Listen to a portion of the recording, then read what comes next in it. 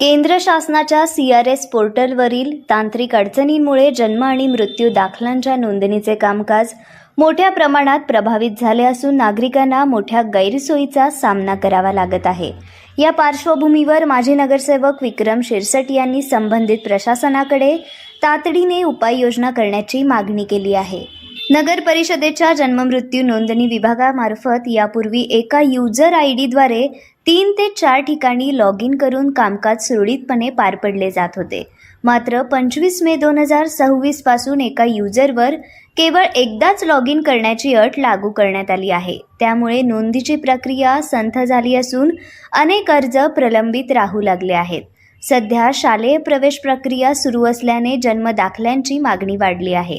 मात्र तांत्रिक अडचणींमुळे नागरिकांना वेळेत दाखले मिळत नसल्याने पालकांची धावपळ वाढली आहे। याशिवाय वारंवार सर्व्हर डाऊन होणे, पोर्टलचा वेग अत्यंत कमी करणे तसेच काही वेळा संपूर्ण प्रणाली बंद पडणे यामुळे दैनंदिन कार्यालयीन कामकाजावरही परिणाम होत असल्याची माहिती नगर परिषदेच्या संबंधित विभागाने दिली आहे।